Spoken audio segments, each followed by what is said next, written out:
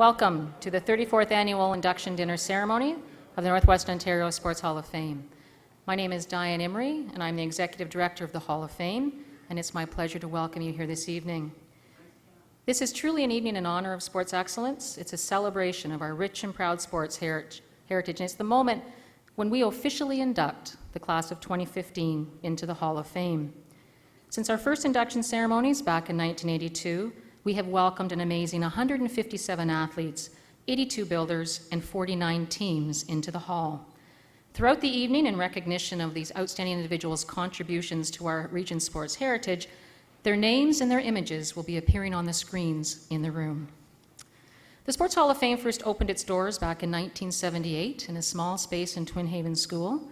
Today, we proudly are operating in an entire building that houses a fantastic sports museum and our Hall of Fame in downtown Thunder Bay South.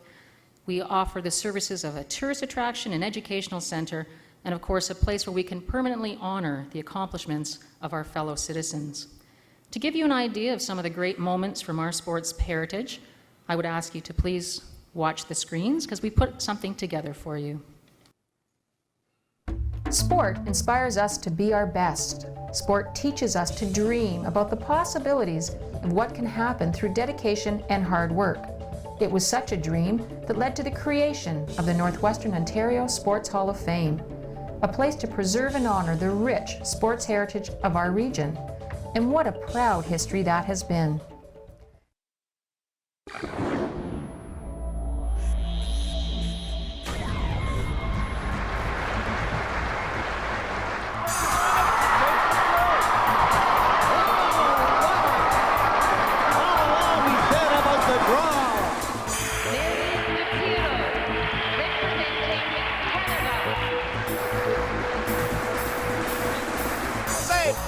Side by St. Croix, two dandies.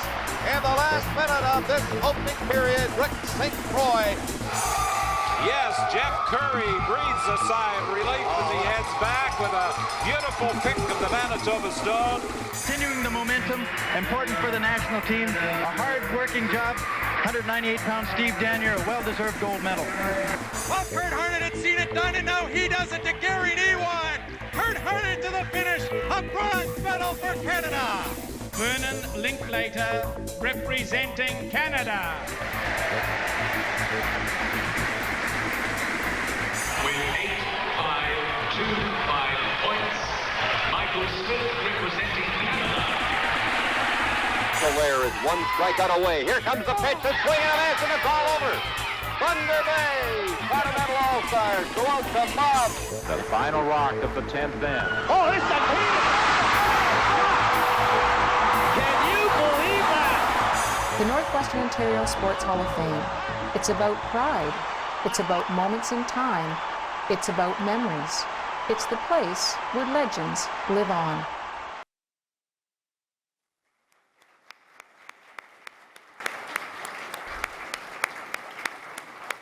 And now I'll keep that applause going as we welcome into the ballroom the class of 2015, starting with a member of the Thunder Bay Thunderbolts who representing our country with distinction in the pool, and at the 1976 Summer Olympic Games, Debbie Clarke Zemba.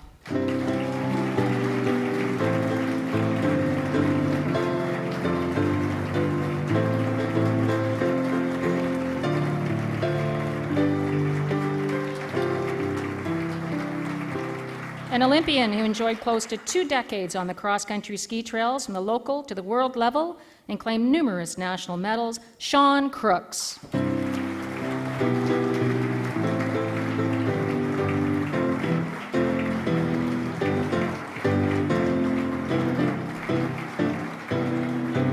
And a true pioneer in the sport of freestyle skiing and one of Canada's best ever mogul skiers, World Cup champion Bill Keenan.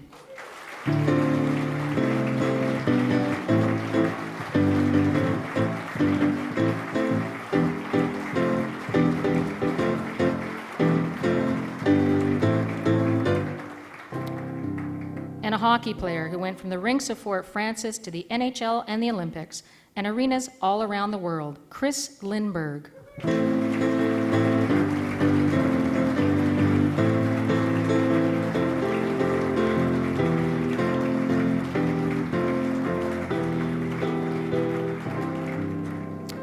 And here tonight to proudly represent an outstanding builder of baseball, the late Jim Mauro, are his proud sons, Bill Mauro and Jim Mauro, and his wife, Doreen.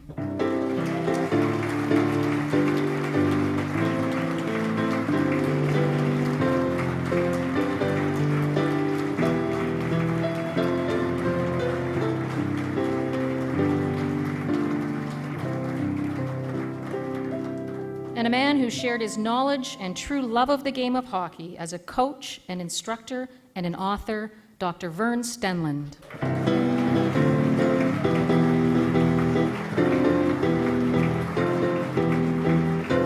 Ladies and gentlemen, the class of 2015, welcome. I would ask you actually to remain standing before you sit down, because we're now going to ask a woman who has proudly sang "O Canada" at the Sports Hall of Fame induction dinners we have figured out for 28 years. And once you hear her sing, you'll know why we keep asking her back. Please welcome Denise Krawchuk.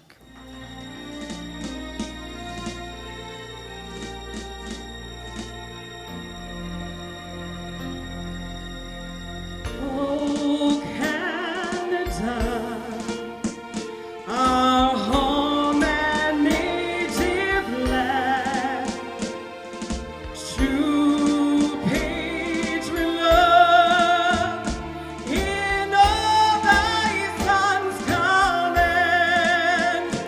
With glowing hearts we see thee rise, the true north strong and free. From far and wide, oh Canada, we stand on guard for thee. God keep our land glorious and free. Oh Canada, we stand on guard for thee. Oh Canada, we stand on guard for thee.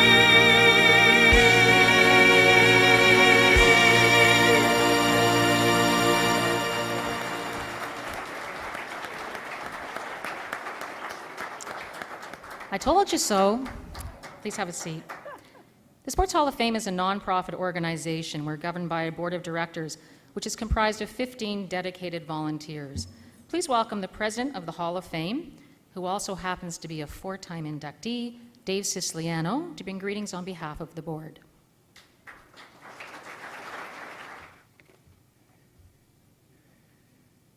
Thanks, Diane.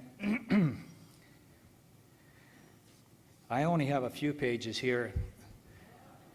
Unlike Vern Stenlund, I'm told may have a few more.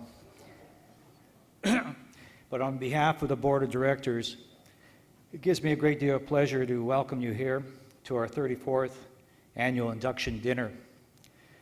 We're pleased you're here this evening to help us celebrate our region's rich and proud sports heritage and to officially welcome our 2015 inductees into the Hall.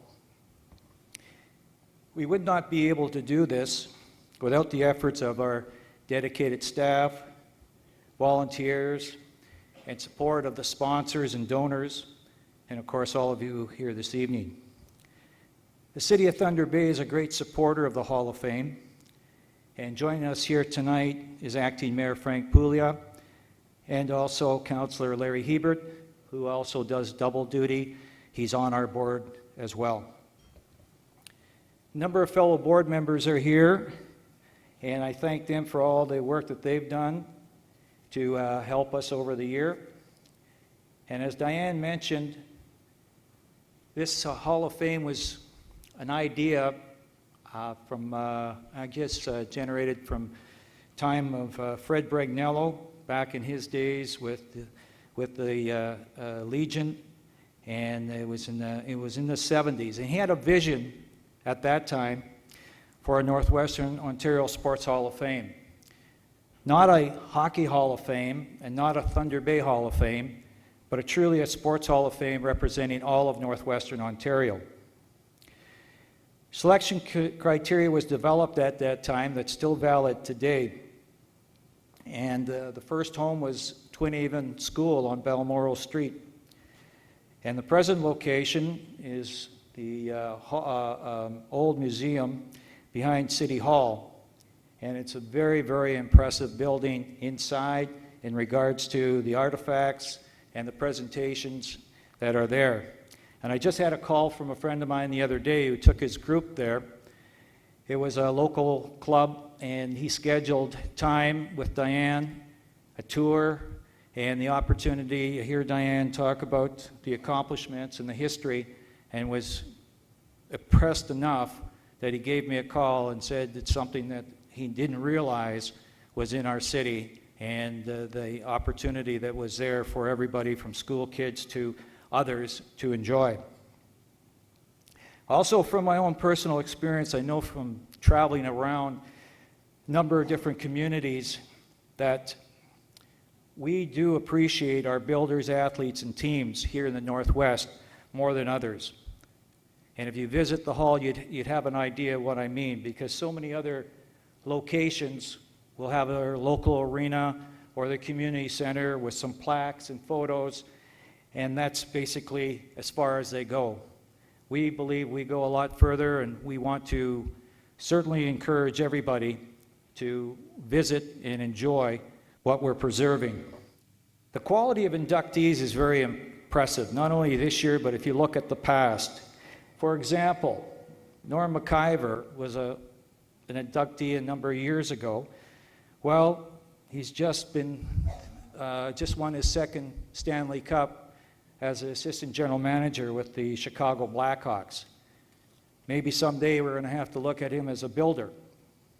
Also, local cyclist of international fame, Kurt Harnett, was the leader of our Canadian athletes at the Pan Am Games in Toronto this summer.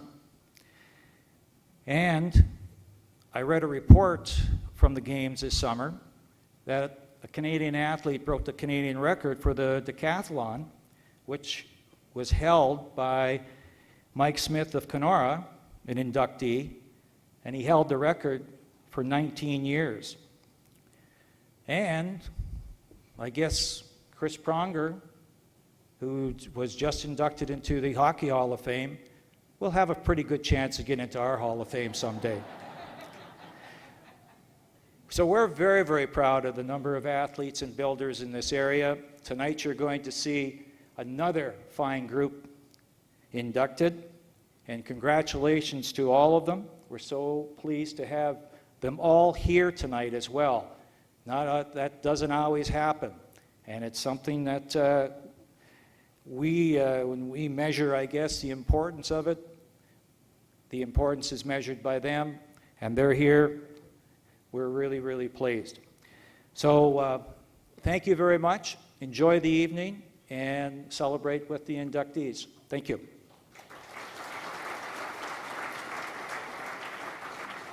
Each year, we do like to take a moment to acknowledge and remember the honored members who we have lost since we last joined together. I would please ask that you turn your attention to the screens in the room and join me in honoring in silence the memory of those whom we have lost this year.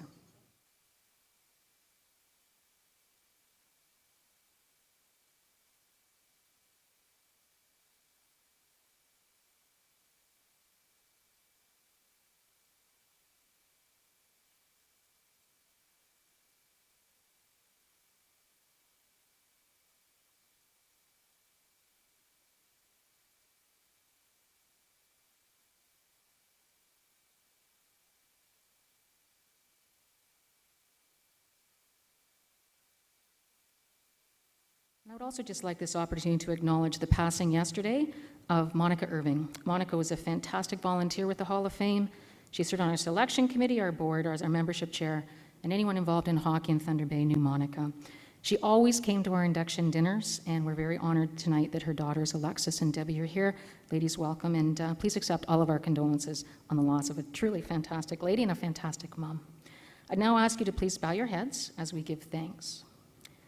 Bless us for this food which we are about to receive, and make us forever mindful of the needs of others, and the importance in our lives of our family and of our friends, and thank you for bringing us safely here this evening to join together in celebration and friendship. Amen. Thank you very much, and now it's turned over to the Valhalla for dinner, and then we will have our ceremonies after dinner. Enjoy.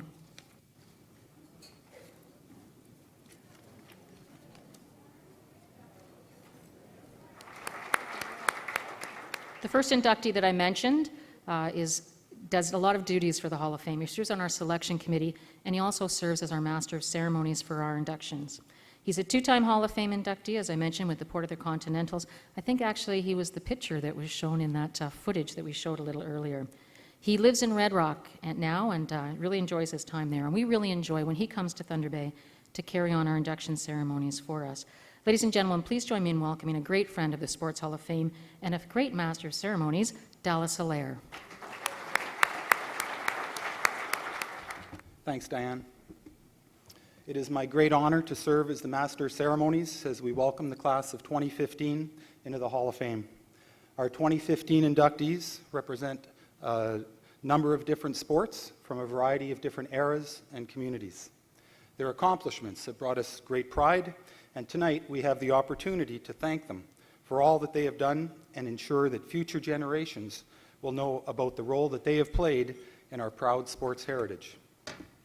Through the magic of technology and the hard work of John Zupan, Diane Imrie, and Sterling Finlayson, we're able to step back in time and relive the accomplishments of our 2015 inductees. So let's begin by taking a look back at our first 2015 inductee in the athlete category, a woman who swam herself to the 1976 Summer Olympic Games. When Debbie Clarke was growing up in Port Arthur, her parents decided to register for swimming lessons at the local Y.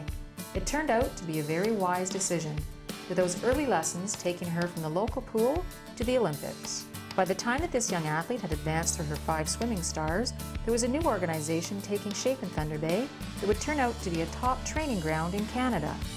Taking to the pool with the Thunderbolts in the early 1970s, it was not long before her talents began to shine through.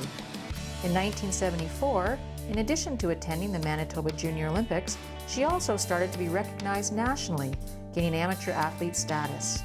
It also marked the beginning of her rise to the top of the podium, a position she would come to know quite well throughout her career. Becoming a freestyle specialist, she entered the history books in 1975 by setting national age group records. The first of the national records to fall took place at an international meet in Vancouver, when she swam the 100-meter freestyle in under 1 minute, with her time of 59.6 seconds, setting the 13 to 14-year-old age group record. As the year progressed, she continued to post impressive competition results, bettering her time in the 100-meter free and setting individual provincial records for her age group and helping establish record-setting times in freestyle and medley relays. At the second-tier National Swim Championships in Pointe Claire, Quebec in 1975, her 4 gold, 5 silver, and 3 national records earned her the High Point Trophy. The stage was set for even bigger things to come. The 1976 season would be an eventful one for Clarke. At the short course National Championships in Brantford, she came away with 2 bronze finishes and helped the Bolts win the women's team title. At the Alberta Invitational, she picked up 5 more medals and established another national record. She was making a name for herself, and some pretty important people were taking the opportunity to get to know her. With Canada getting set to host the world in Montreal at the 1976 Summer Olympic Games, there was a lot on the line when the swimmers took to the starting blocks of the Olympic trials held in June of that year. Although not qualifying in her 100-meter freestyle specialty, her time in the 200-meter free and the 4x100-meter relay earned her a coveted spot on Canada's 1976 Olympic swimming squad. Realizing every athlete's dream of representing their country at an Olympic Games, 15-year-old Debbie headed off to Montreal with her family in tow. On the very first day of Games competition, she was called into action to replace ailing freestyler Anne Jardin in the heats of the 4x100-meter medley relay. Finishing an Olympic record-setting time, she helped the team advance to the finals. With Jardin back in the lineup, the squad went on to claim a bronze medal, the first medal for Canada at the 1976 Games, and the first ever for Canada in women's relay competition, with Debbie's efforts contributing to that historic accomplishment. Just missing a spot in the finals of the 200-meter freestyle with a second-place finish in the heats, she went on to round out her Olympic experience by contributing to another bronze medal for Canada. Swimming the third leg of the heats in the 4x100-meter freestyle relay on the final day of swimming competition, she helped the team finish in record-setting time before giving up her spot in the final to fellow Thunderbolt Becky Smith, who helped the team go on to a third-place finish. Returning home from the Olympic Games, she had much to be proud of and went on to enjoy another season of competitive swimming and continued her involvement in her other athletic pursuits. A student at Hammersholt High School, she served on the basketball team and represented the school in competitive gymnastics. Pursuing her education at Confederation College and Lakehead University, she went on to get involved in the building side of the sport, serving as a coach and volunteer. An accredited national-level coach, she spent the 1981 season as an assistant coach with the Thunderbolts, passing along her knowledge to the next generation of pool stars. When her hometown hosted the 1981 Summer Canada Games, she used her knowledge to help out with the swimming events. She also volunteered her time during the winter months with World Cup events and the 1995 World Nordic Ski Championships. It is for her time in the pool, however, that this exceptional athlete will be remembered, having left her mark in the record books and playing a part in Canada's national and Olympic swimming story. Ladies and gentlemen, please welcome into the Northwestern Ontario Sports Hall of Fame, Debbie Clarke Zemba.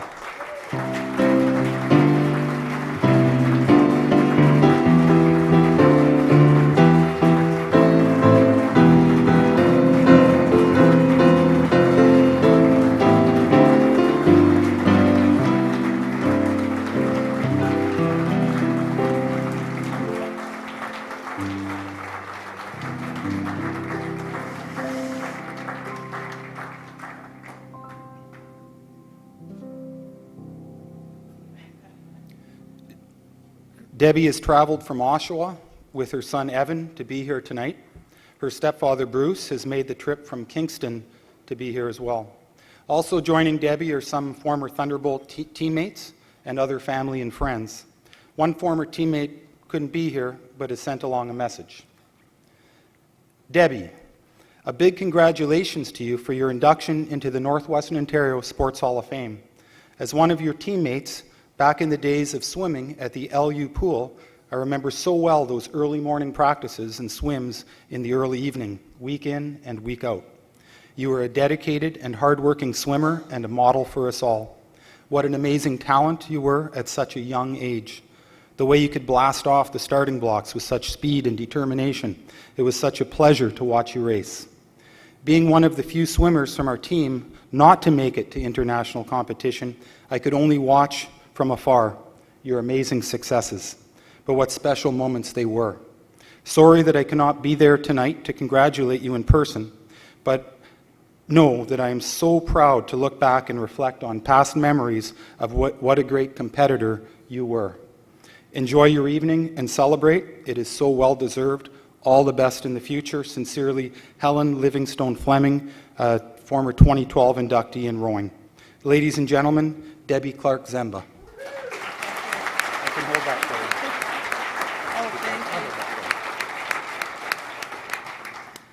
Thank you, everyone.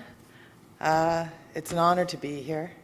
Thank you, Dave Sistiano, President, and Board of Directors and the committee, and the staff for this induction into the Northwestern Ontario Sports Hall of Fame. I'm going to borrow a line I ran across, actually in Google, but I really liked it and I thought it actually explained things quite well. History is important because we are the past. We're the sum of all events, good, bad, and indifferent, that have happened to us. The sum product guides our actions in the present. And I thought that kind of sums up quite a few things.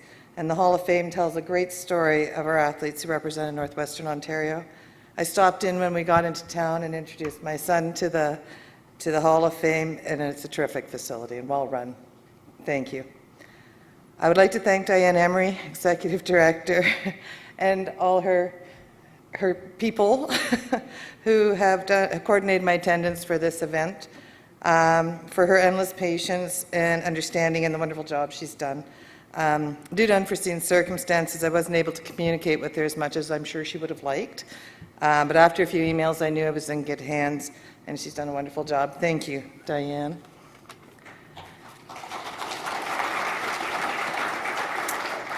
So wow, over 40 years ago, there was a group of us in a swimming pool who got introduced to a couple of coaches, Don Talbot and Jan Murphy.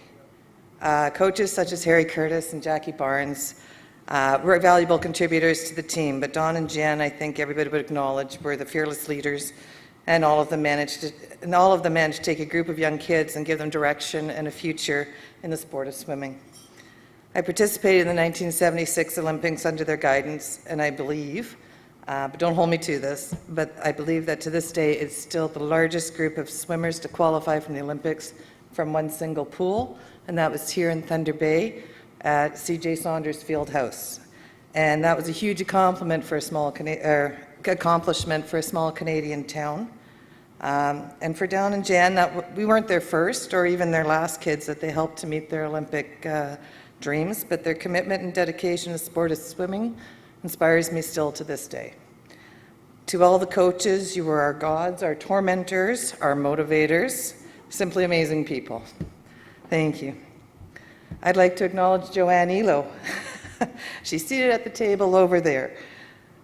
She's the one that's responsible for me standing before you today.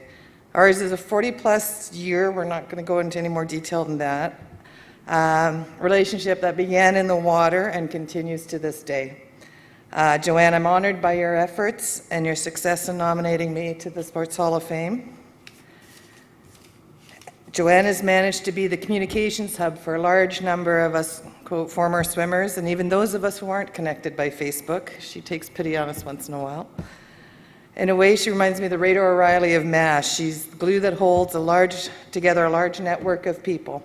And Joanne is not only one of those rare people who cares about the people in her life, she's still dedicated to swimming through the master's program and personally. She's been in the water a long time, folks. Thank you, Joanne.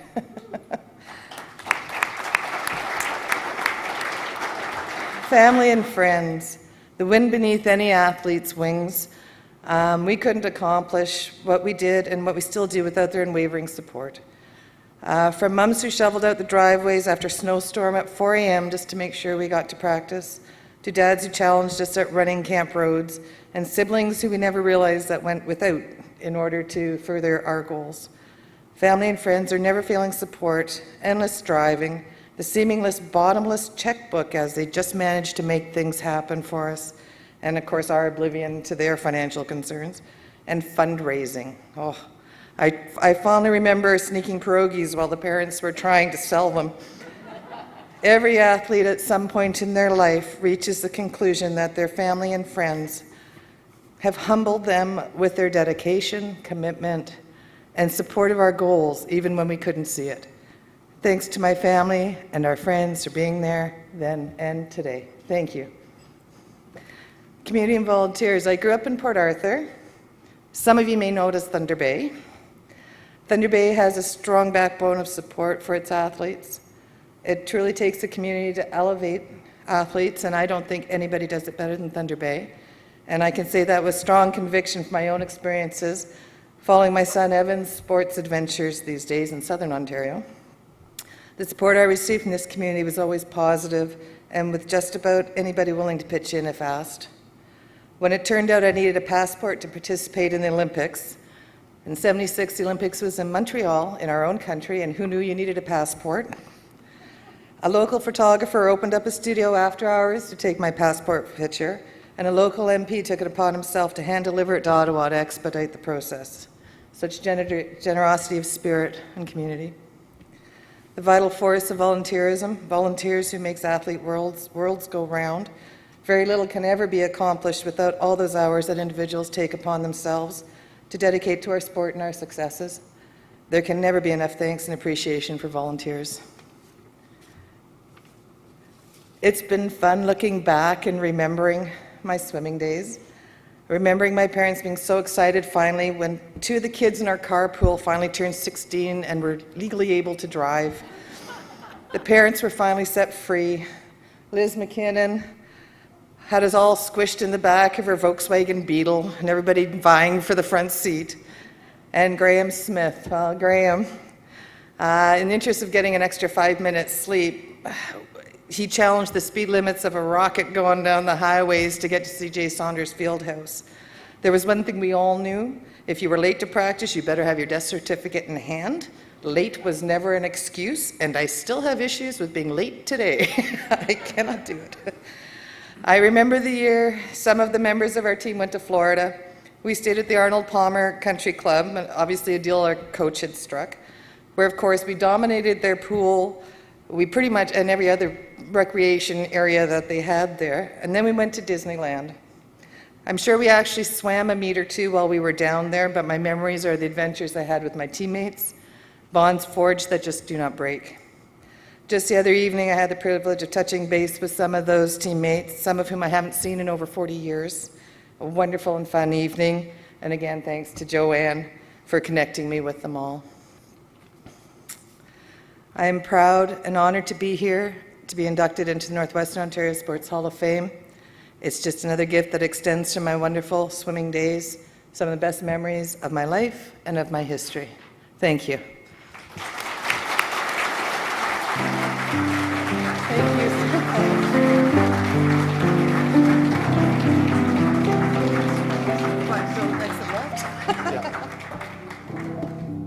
We will now take a look at the career of our next inductee, who made his way from the snow-covered trails of Camview to races around the world.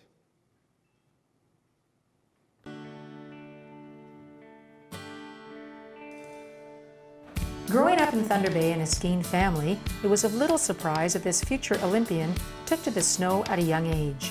It was not long before he discovered the sport of ski jumping, taking to the hills of Big Thunder. A talented skier in both cross-country and ski jumping, the sport of Nordic combined was perfectly suited to him, and in no time at all, he was bringing home the hardware. Claiming provincial honors in the early 1990s, he soon found himself competing against the best in the world.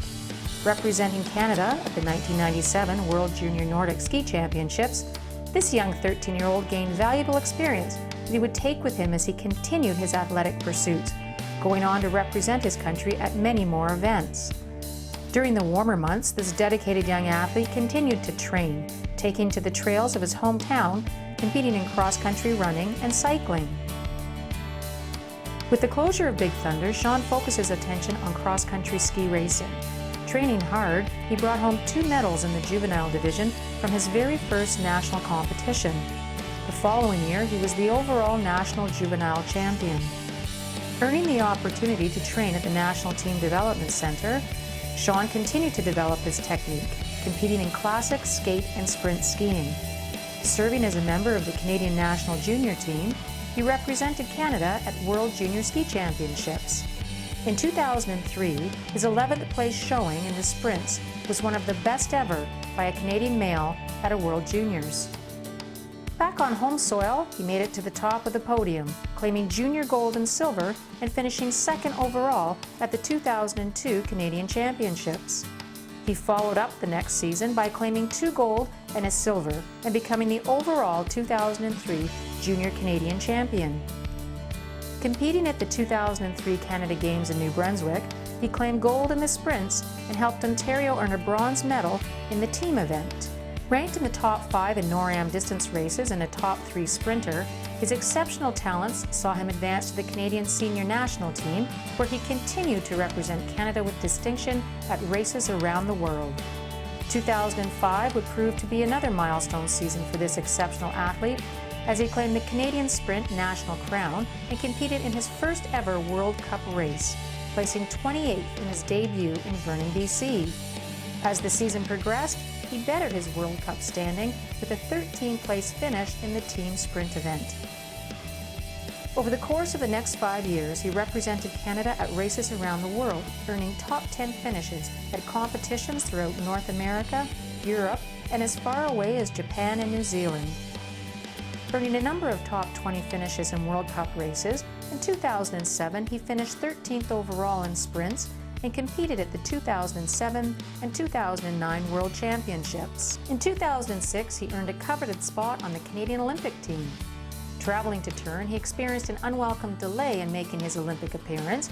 However, once he took to the course in the sprint qualifying race, he put in a strong performance. Less than a second shy of his personal goal, he finished just 2 spots away from advancing to the finals. Competing in the team 4x10 kilometer relay, he helped Canada earn an 11th place Olympic finish. Continuing to dedicate himself to training and improving upon his performances over the next 4 years, he earned more podium placements, including gold and bronze medal finishes at the 2009 Canadian Championships. With his goal of making a return trip to the Olympic Games in his sights, a disappointing finish in the Olympic qualifying races saw him unable to attend the Vancouver Games. Rounding out his career with a national silver medal and having spent so much of his life devoted to his sport, in May of 2010, Sean decided it was time to focus his attention on other pursuits. Obtaining his undergraduate degree from the University of Calgary, he is currently pursuing his medical degree and starting a family. All throughout his career, Sean had the support of his family and the admiration of his community, who were also very proud of his outstanding accomplishments and his incredible dedication to his sport.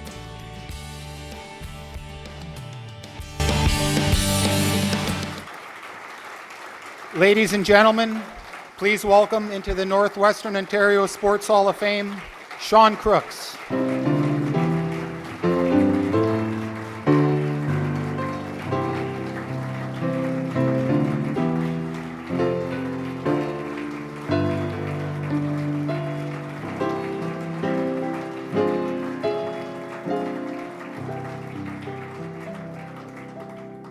Sean is currently in medical school in Calgary and has taken the time to travel back home to be here tonight.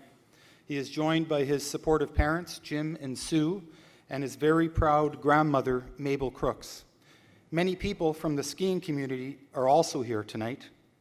There were some people who wanted to be here but could not make the trip, and they sent along some messages. Message number 1, huge congratulations to my brother Sean. We are so proud of you. Sending lots of love and high fives from Calgary from Jackie and Dan, Sean's sister and brother-in-law. Message 2, dear husband. Look how far you've come. You have been an inspiration to me and countless others over the years through your dedication and passion for skiing.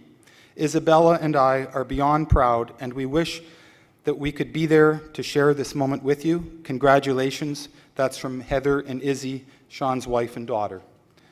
Ladies and gentlemen, Sean Crooks.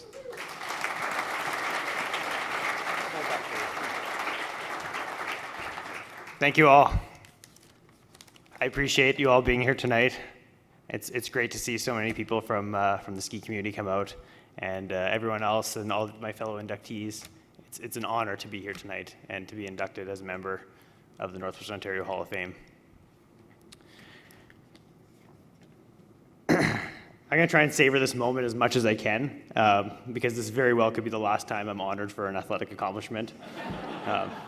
It's kind of, the trajectory is definitely on the downward, so I'm going to just enjoy my Chronicle Journal fame right now. So I ended my career in 2010, which isn't that long ago compared to some other inductees in the room. It's fairly recently, but it feels like a long time ago. Life moves quickly, and I don't think about my ski career as often as I should. But I do use a lot of the lessons that I learned in my ski career in everyday life. And we've all heard the expression. It's a popular expression, kind of a cliche. It takes a village to raise a baby, or as Cross Country Canada, the governing body of my sport, kind of hijacked that and said, it takes a community to build an Olympian. And it is cliche and a little fluffy, but it's true. And it's particularly true in cross-country skiing. We see athletes in cross-country skiing who come from communities that have deep roots in skiing. And as many people on this side of the room know, that cross-country skiing in Thunder Bay is a very deep community with endless resources. And I'd like to just name a few that really helped me along the way. So first of all, the amazing ski facilities in Thunder Bay. So we have Camview Nordic and we have Lappy Nordic. So Rayo Puris takes care of Lappy Nordic, and my uncle Peter takes care of Camview, and they do an amazing job. I just remember those cold winter nights, and every skier in here knows those cold winter weeknights where it's dark and you ski under the lights. We have tons of lit trails, which is amazing, and I spent a lot of time on those trails. My coaches and teammates at Big Thunder Nordic, a club which is still running very strong, and my old wax team is in the room today, so I have all my old waxers here, and it's great to see them. It's been a long time, and that club is running strong still. The national team, National Development Center, they keep changing the name. It's the National Development Center. It's a team in Thunder Bay that keeps high-level racers in town, racers that are, it's a stepping stone to the World Cup team.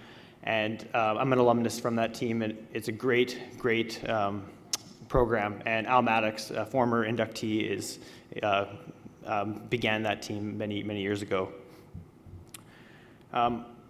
Closer to home, I want to thank my parents and my wife who've just done endless amounts of work and supported me through everything, and my whole family. That would not be here today if it wasn't for them. So now that I've kind of been away from skiing for a little while, I've had a chance to kind of reflect on some of the big lessons I learned when I was skiing. And it's weird because when you're a skier, you kind of think it's all about winning. You think it's all about like, get me those medals. Everything's about performance. And when you finish, you kind of forget those moments. You kind of forget those great races, and you kind of think about the journey instead. My best memories from skiing are memories that I shared with my teammates, my family, and the traveling was incredible. Yeah, those good races, those medals just sit in a box in storage. They're great, but it's not what I think about when I think about my ski career.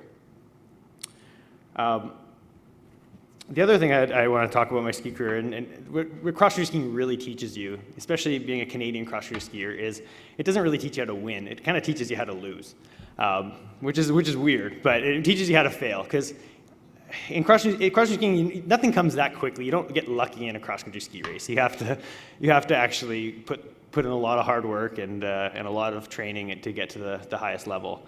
So in my early days on the World Cup, I learned how to lose. I spent a lot of time in the back of the pack. And in the back of the pack, you learn things. You get to think a lot back there. You learn about patience. You learn about persistence. And those are the qualities that I use today. That's what I really took away from cross-country skiing. And yeah, it's an incredible sport.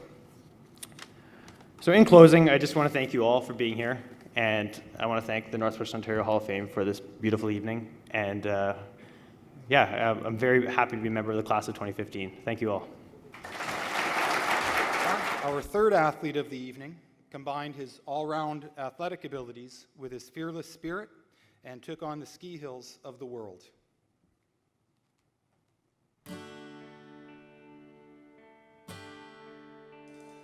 Growing up in Port Arthur, it seemed that no matter what the sport was, Bill Keenan was eager to take part in it. At a young age, he began to exhibit the qualities of a truly all-round athlete, excelling in swimming during the summer months and on the hills of Loch Lomond in the winter. A standout during his years at Hammersholt High School, he helped lead the Vikings to victory on the football field, in gymnastics, and on the ski slopes, being named co-winner of the 1976 Senior Male Athlete of the Year award. When Bill took part in a sport, he did so without fear. The higher and faster he could go, the happier he was. Well known for his exceptional water skiing abilities, his talents earned him a trip to the Ontario Summer Games, where he competed in slalom. He didn't always need a ski to ride the water, often going barefoot. He also liked to soar through the air by kite flying behind a boat and off the hills of Loch Lomond. The desire to be airborne led Bill to designing and building some innovative training tools that were ahead of their time. During the 1970s, he and his friends constructed a 35-foot high jump out of logs and scaffolding, which allowed them to practice their aerial maneuvers, safely landing in Lake Shabandawan.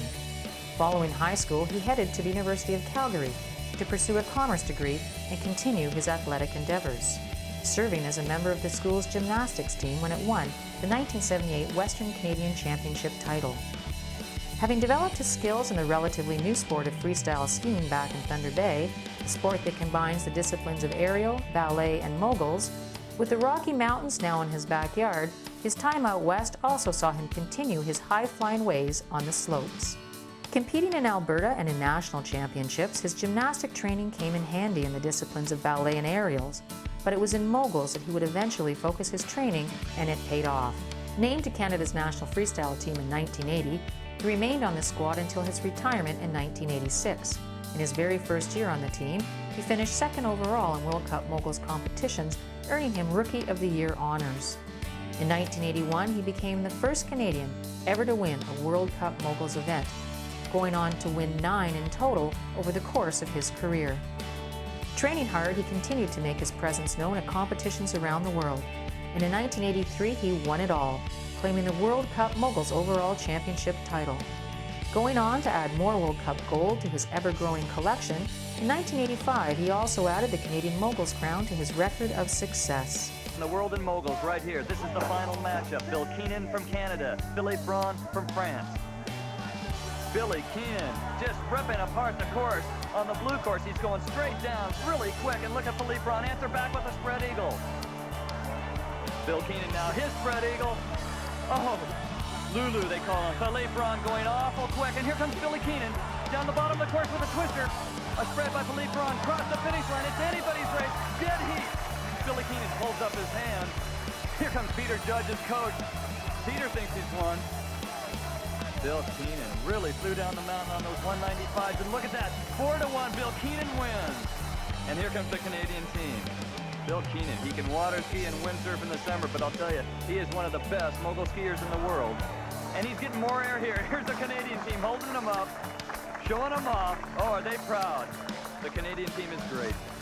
Although retiring from active competition in 1986, his presence was not gone for long.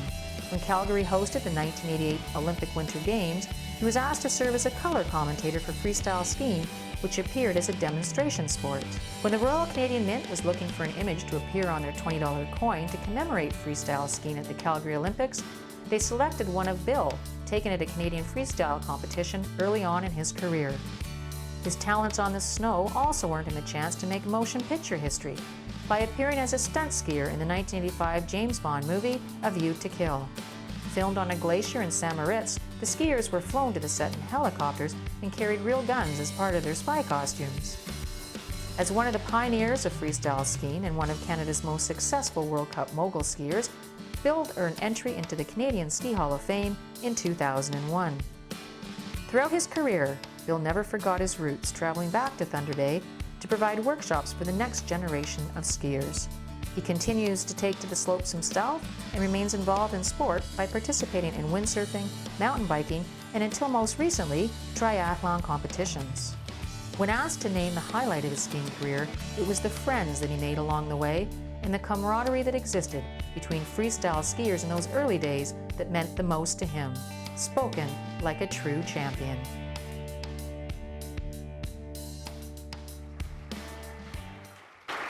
Ladies and gentlemen, please welcome into the Northwestern Ontario Sports Hall of Fame, Bill Keenan.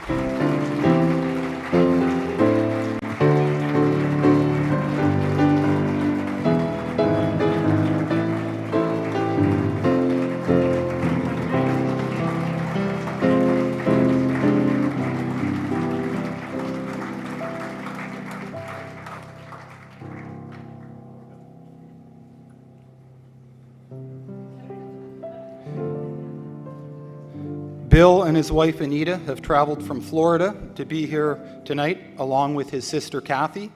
His proud daughters, Justine and Kersey, have traveled from out west to be here for their father's special evening. Also here this evening are some friends and former skiing buddies who are proud of his accomplishments, and a couple of others have sent along their congratulations. First of all, message one, holy doodle, Bill. Being inducted into the Northwestern Ontario Sports Hall of Fame is pretty special. You have always participated in all sports with determination, grace, and sportsmanship. You flew high on the high bar, flew high in the pole vault, flew high over would-be tacklers for touchdowns, and flew high through the giant slalom courses. As your high school coach at Hammersholt, I recognized and appreciated your love of the game attitude. I was proud to be your coach as I am to be your friend. Maybe someday we will share a few runs down some snowy slope somewhere. That's from Bob Davidson, your former high school coach. The second message, as a young boy raised just up the hill and skiing initially out of the same mountain, I was always in awe of the talent and skills with which Bill was able to navigate his way down the giant at Loch Lomond Ski Hill. After finding his way onto the national team in the 1980s, Bill would return to his hometown of Thunder Bay at Christmas and run a freestyle camp for the young up-and-comers. This was a chance for me to learn from the best, and I took that opportunity.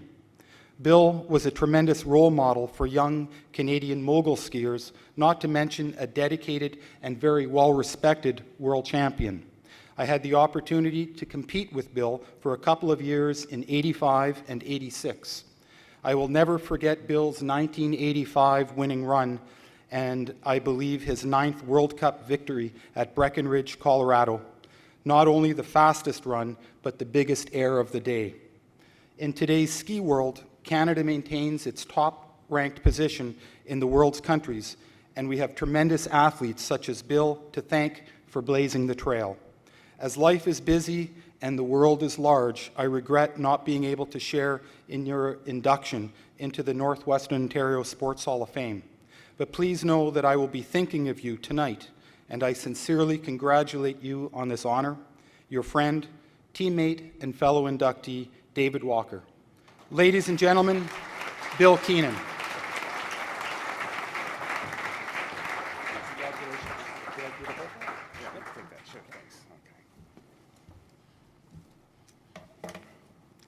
Well, it's an honor to be here, and as I dig through here and find my notes here, I'll just start off by saying that, it's been quite some time since I competed in skiing, and to borrow a line from Sean, I think I last competed in 1986.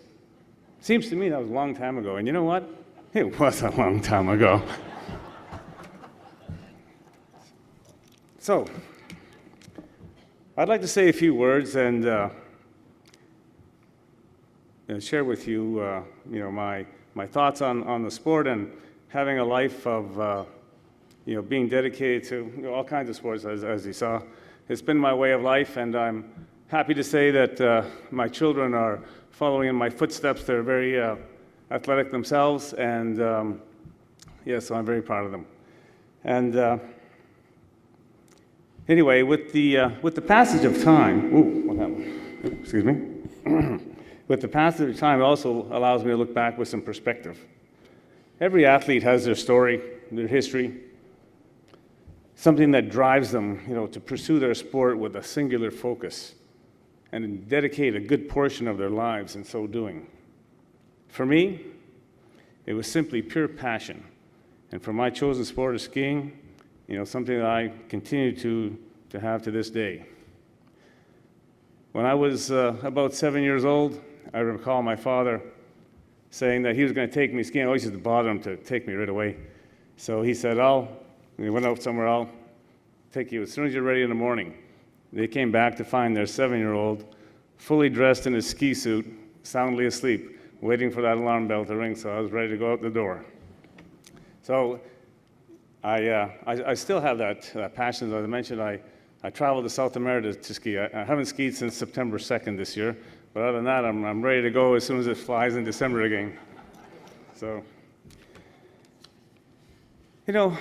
many believe that champions are simply a product of dedication and natural talent.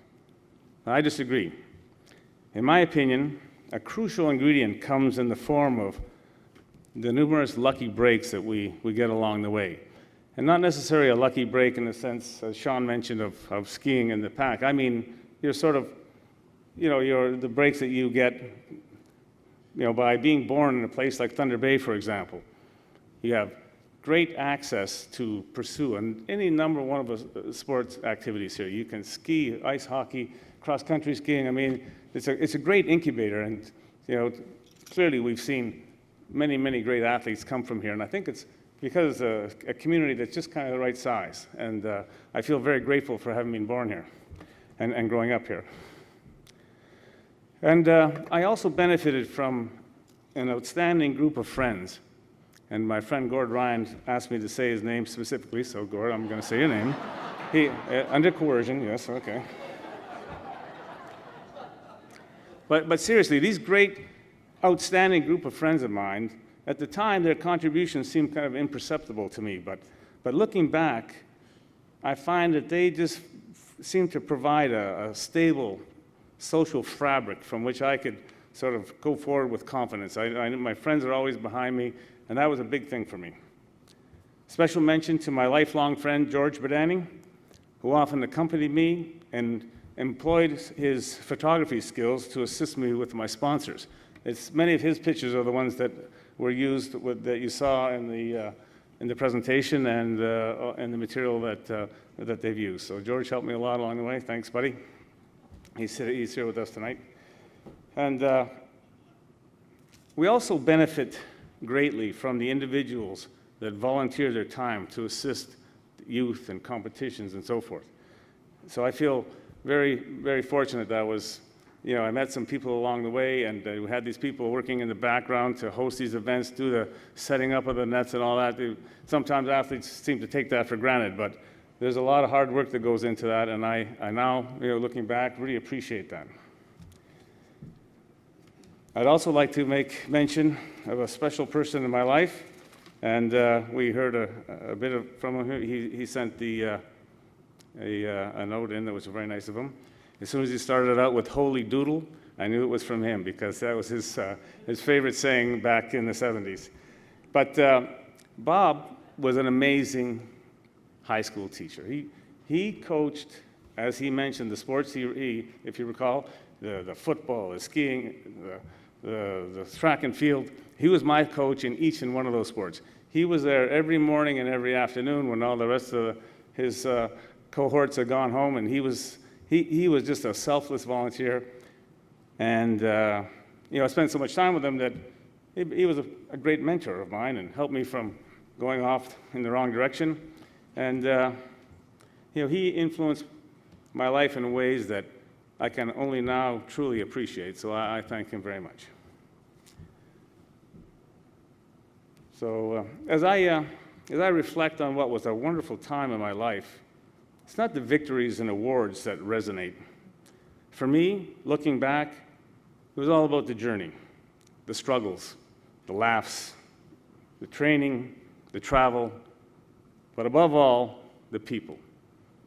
In the end, it's all about the people. As I reflect, one of my greatest rewards is that I chose a sport that can be enjoyed for a lifetime, one that can be shared with family and friends, and thereby allow me to pass on some of my hard-earned skills and experience.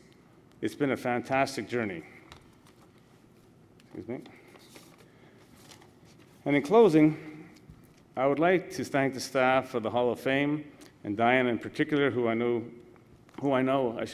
spent a good deal of the Labor Day weekend working in the office as we communicated back and forth.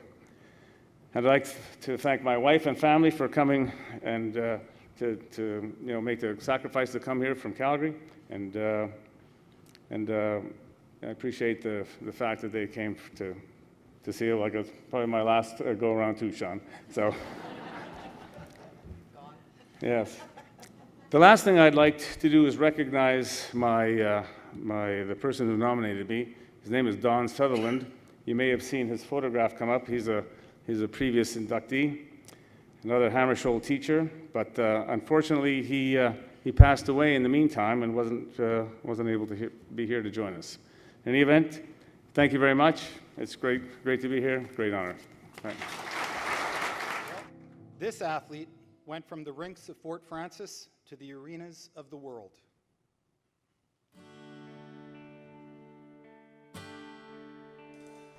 Growing up in Fort Francis in a sports-minded family, it was of little surprise that this future NHLer took to the ice and the game of hockey at a young age.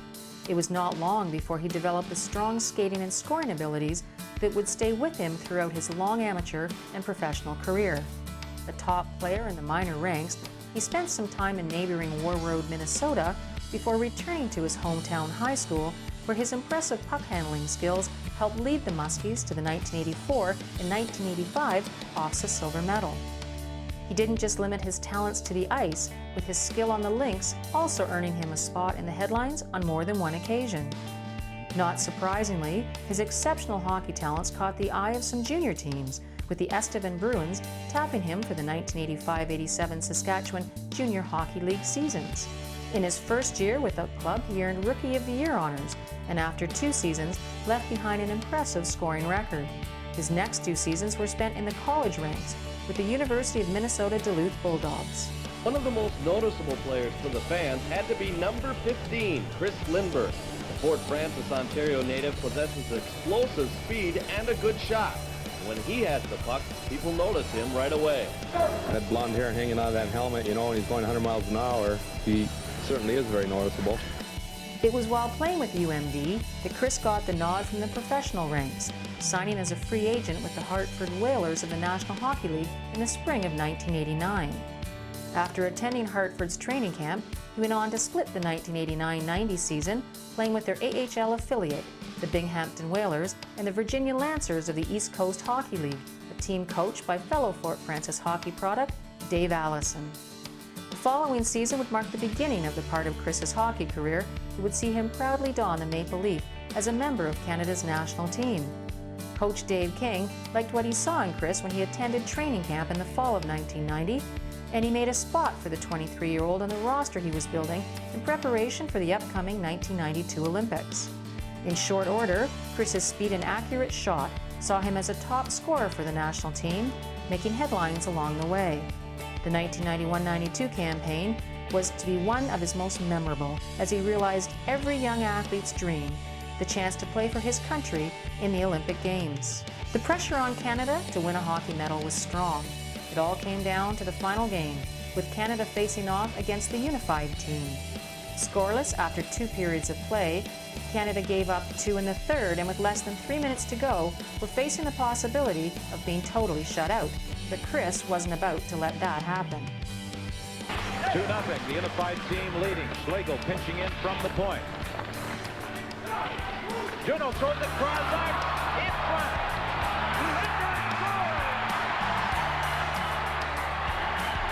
Oh, Chris Lindberg has waited for 7 games, but he just got a biggie. With Canada unable to add any more goals, the game ended in a 3-1 final. The silver medal won by the 1992 team marked the first Olympic hockey medal won by Canada in 24 years. The first person that Chris proudly shared his medal with when he landed back home was his proud father, Gus. Impressed by his national team playmaking abilities, the Calgary Flames signed Chris to a contract in August of 1991. Following his Olympic performance, he finished up the season with the club, skating in 17 NHL games and scoring his first NHL goal. Oh, here's a 2-on-1. Here's a shot to goal. Lindberg scores for the Flames. They lead it 1-0.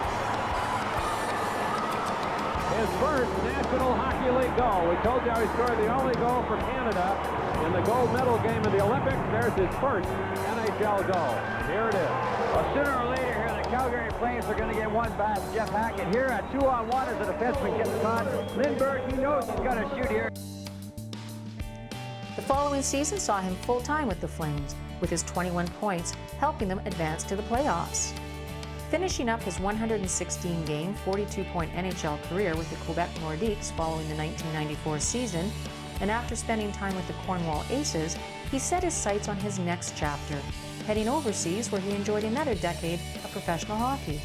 Joining the Krefeld Penguins of the German Ice Hockey League in 1994, he became a fan favorite and leading scorer, helping the team advance to the playoffs.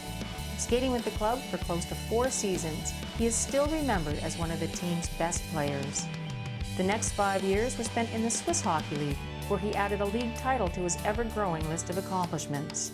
Invited to join the lineup of the Canadian national team near the early 2000s, he helped Team Canada claim the 2002 Spengler Cup.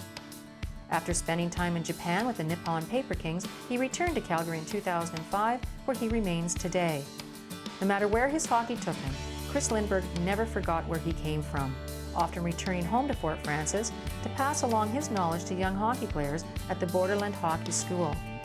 Having enjoyed success on the ice in a career spanning 4 decades that took him from local minor league rinks to the arenas of the world, this dedicated hockey player has truly made his hometown proud.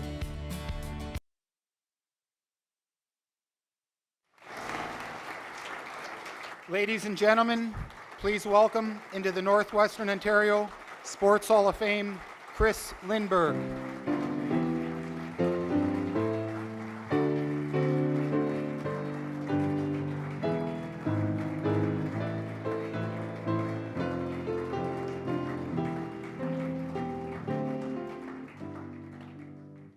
Chris and his son Cooper have traveled from Calgary to be here tonight, and he has brought his mom Madeline from Fort Frances to share in his special night.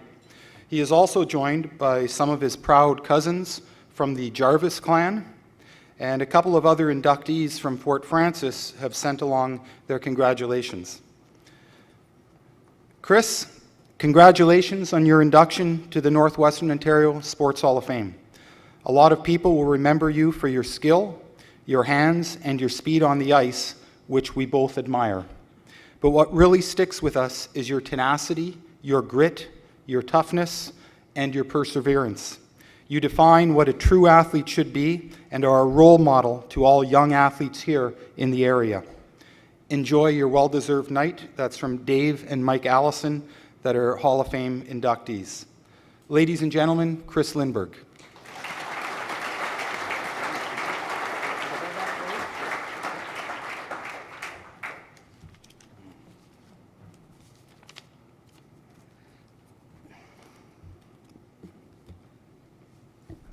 Wow. Yeah, I'm getting old. And you can tell by the mullet. I'm fairly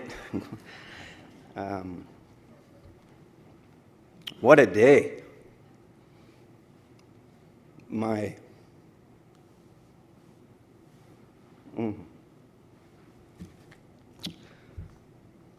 Bobby Orr in the house. Whoa.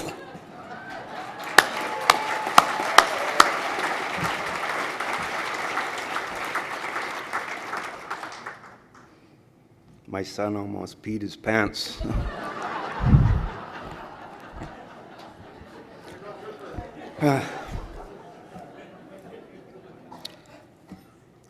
For my first wedding anniversary, I got a big picture of Bobby Orr tying his skates in the chair with the autograph. Oh, well, that took a little bit off here. My speech won't be as long as the other ones. Diane, you sent me an email, a couple minutes, right?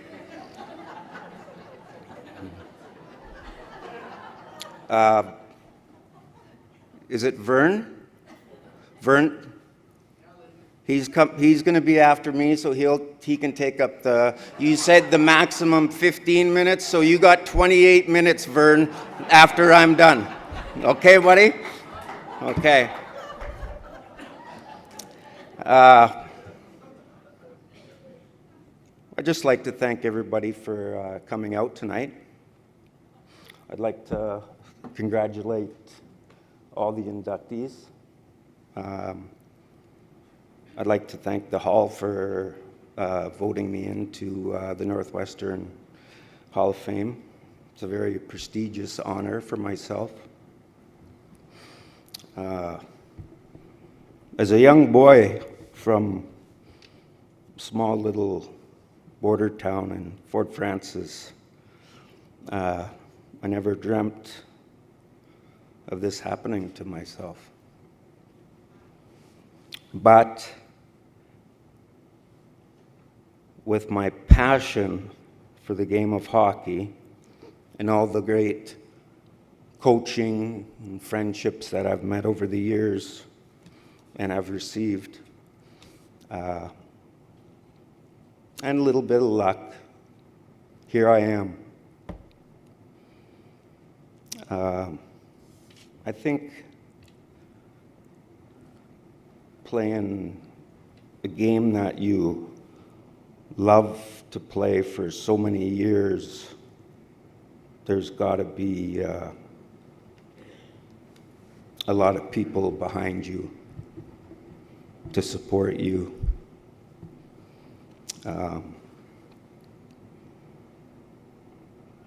So I'd like to thank my beautiful family for that, encouraging me throughout the years, from a little boy to playing 17 years of professional hockey. Especially my wife, Anita, traveling all over the place, especially in Germany and Switzerland when we had no kids and no English TV. So there was some Jägermeister being drank. Walking our little Yorkshire Terrier dog around.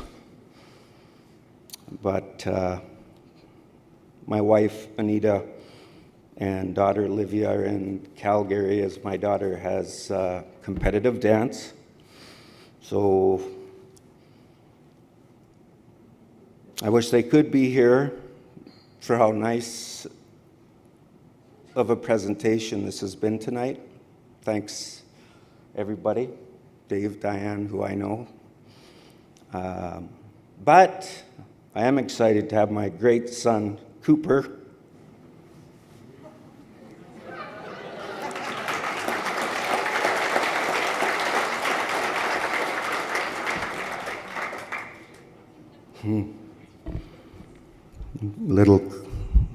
he's my best buddy.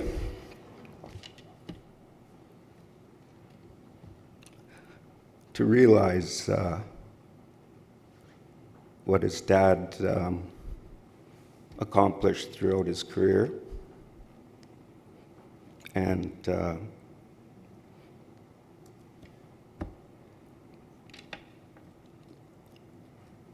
lastly, my mom, Madeleine,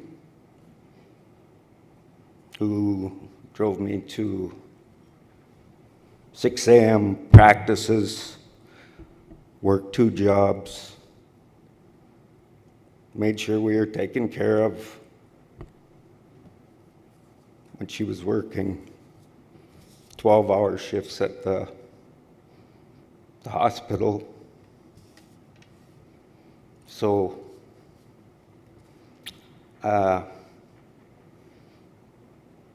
you know, from the bottom of my heart, I'd like to thank all my family members, coaches, friends. And if it wasn't for those people, I wouldn't be standing here today. And I thank all you people for coming out tonight. I thank the Jarvis people for nominating me, who didn't even tell me. I was just scanning through the book. I hope you all enjoy your evening, and thank you very much.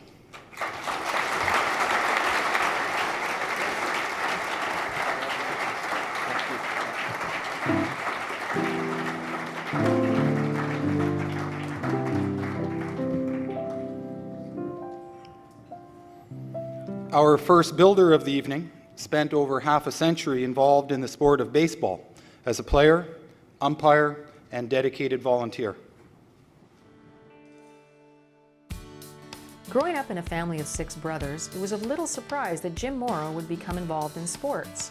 One of his first jobs was setting pins at the old city recreation bowling alley in his hometown of Port Arthur, a sport he would become quite good at himself.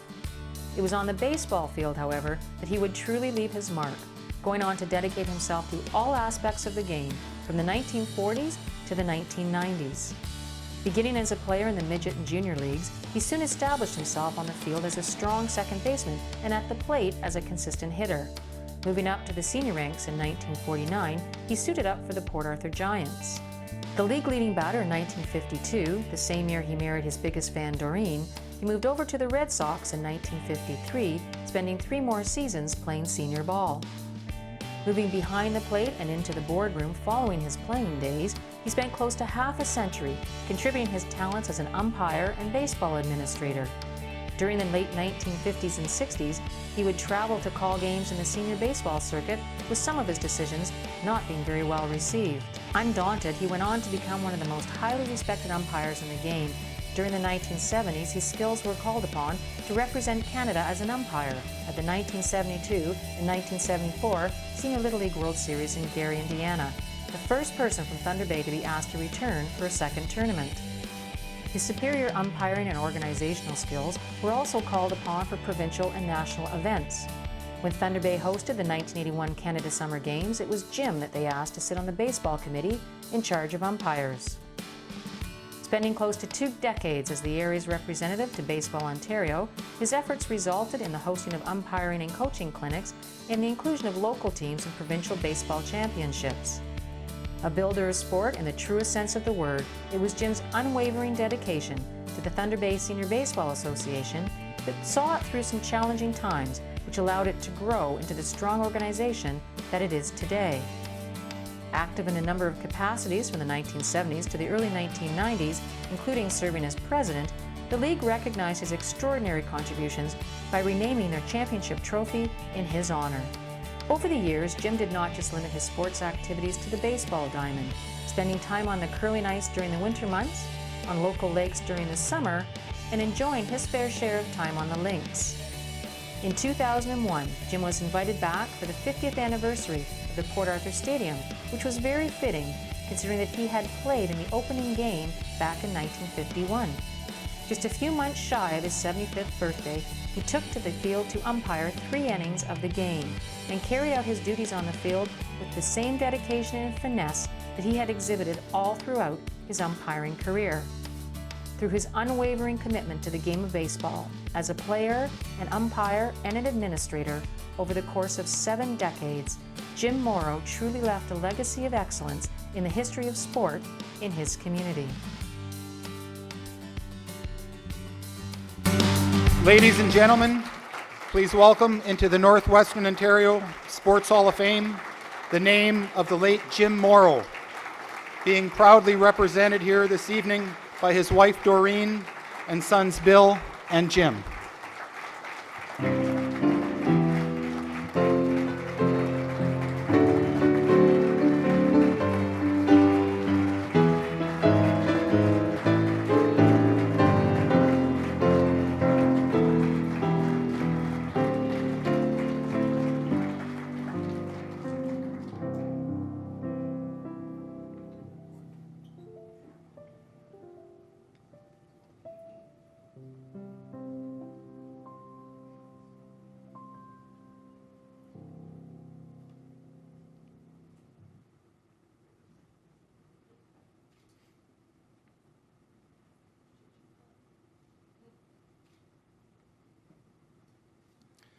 Also here this evening is Jim's brother Ralph and his wife Shirley and some of his very proud grandchildren.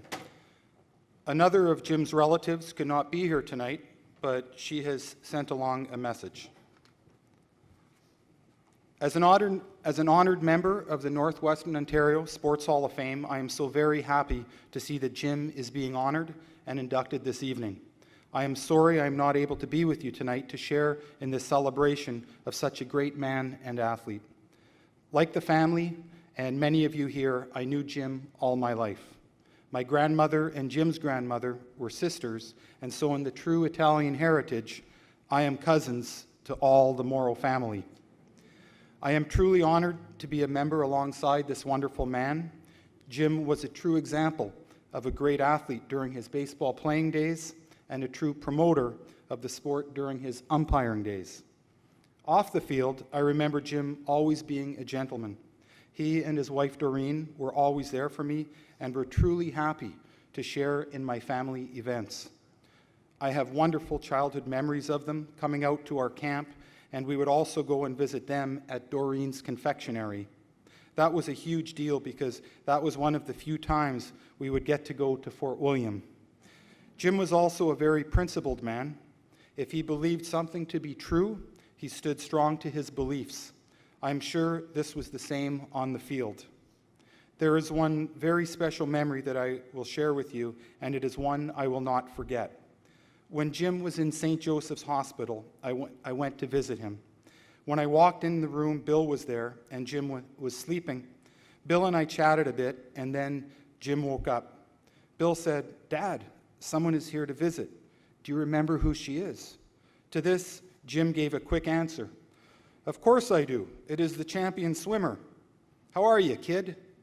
He always called me kid, and to me, that was a special term of endearment. When I was leaving and I gave him a hug and a kiss, and he whispered, "I love you, kid," to me, that meant so much. Even though I had a disability, he was so proud of my achievements. I am so happy that this very special honor is being bestowed upon Jim. He certainly earned it and truly deserved it.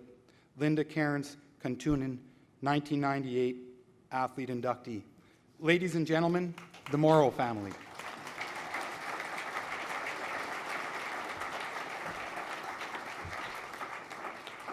Well, first let me say, Fern, I'm taking Chris's 13 minutes. And everybody noticed that really thin picture of Timmy Camiso with hair. Hey, Timmy? You look great. I was never thin, so you got that. Outside is my dad's car, and on the license plate is ball 4, so that tells you what my dad was all about. We thought it was an appropriate memento for him, and we got that to him several years ago. We wanted to thank right out of the chute Diane and all the Hall staff, David, and everybody from the board for this nomination and this great honor. It's great also that another relative is here, who you already know is in the hall, my dad's Uncle Bob Farrow. You might want to think about Uncle, with Bobby being 1 year younger. Italian families, that's all I'm going to say. We also want to thank Larry Hebert, Timmy Camiso, Reg Galbraith, and Warren Phelps for their support of this nomination. Larry, thank you. Now, when you're an umpire, you need to have thick skin and not listen to people when they're criticizing you. And everybody always told me how unbelievable my dad was at blocking out all of that other stuff, no matter what the call was and everything, not realizing that his years in the shipyard took away his hearing and he couldn't hear any of it anyway. There was a couple of clips there that you saw. It was from a video from that 2001 50th anniversary, and the only reason that came into existence is because Mother Nature decided to rain out the 2 previous dates while my family and I were away, and we ended up being able to see him. It was great watching him for that last time. So I'm going to turn it over to Bill to say a few words. Our family does want to congratulate Debbie, Sean, Bill, Chris, and Vern for being part of this night and their honored induction into the hall. It's been a great night for me and Mom, and thank you, everybody, and we'll just turn it over to Bill. Give Bill a little bit of a break. He's not used to speaking in front of crowds, so I'm sure he's going to do okay, but just give him a little bit of slack.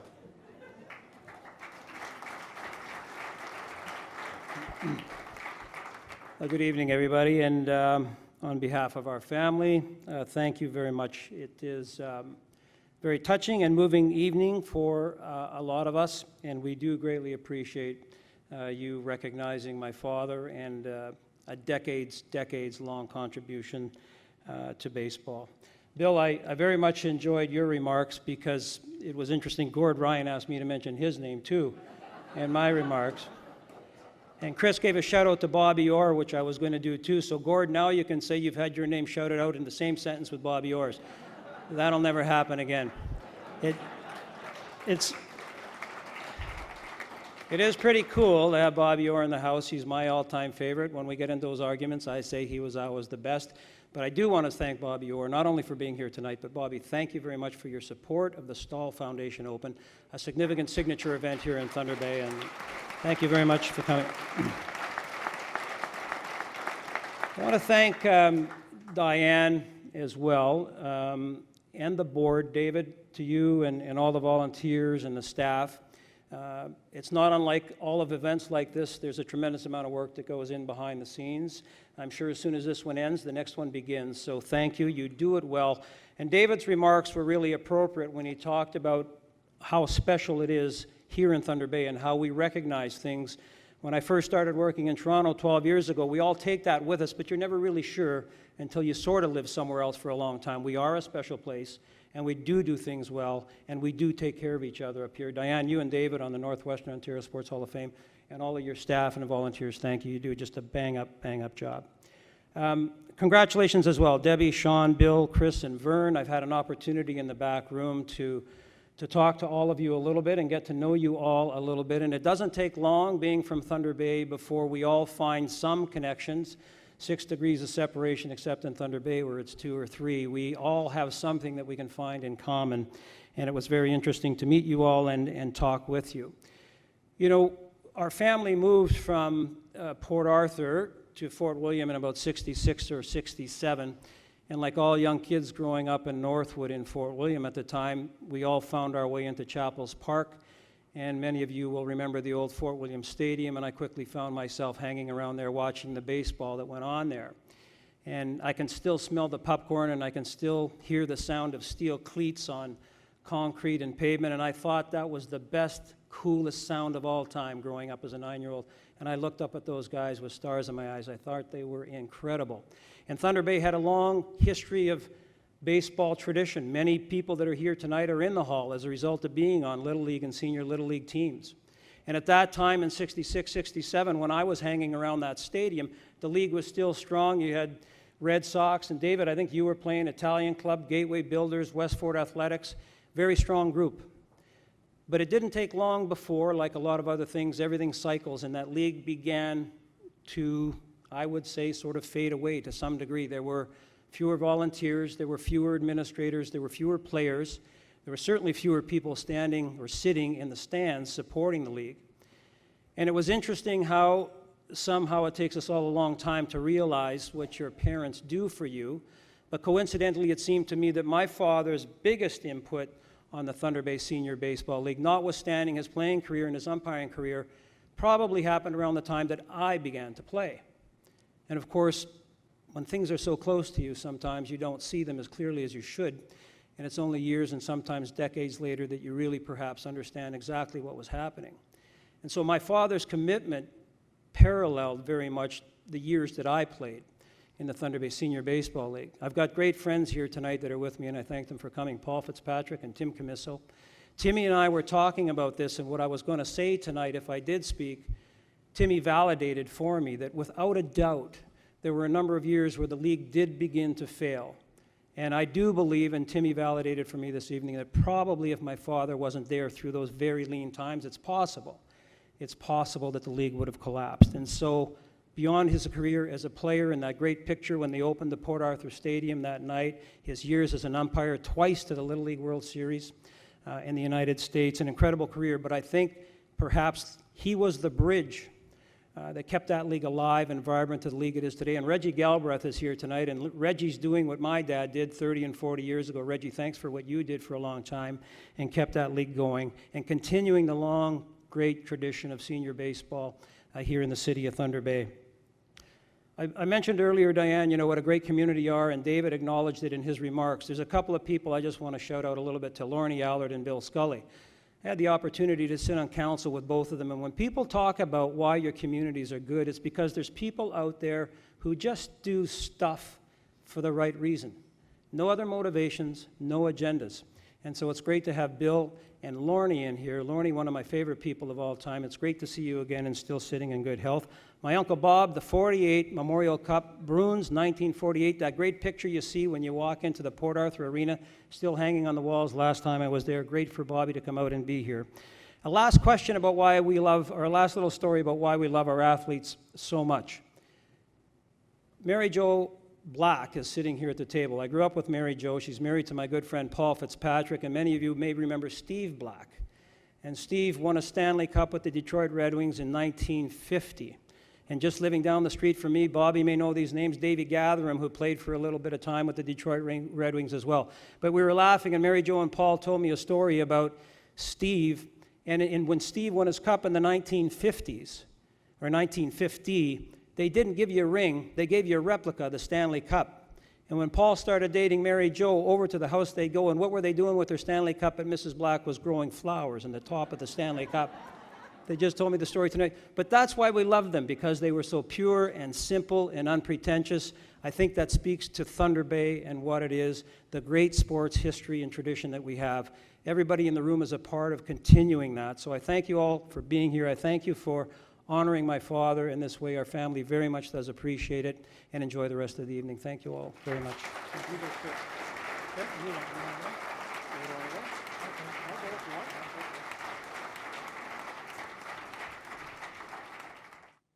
As a coach, instructor, and author, this builder of sport has truly left his mark on the world of hockey.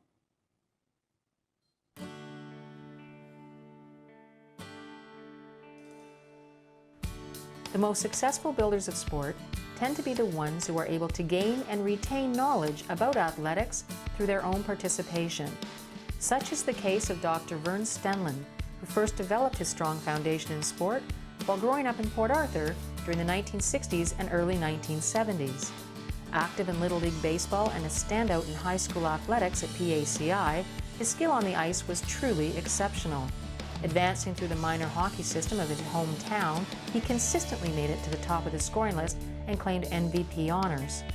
In 1972, he earned a spot with the Chatham Maroons junior squad, and again his talent shone through, claiming Rookie of the Year honors and helping lead the team to the league title.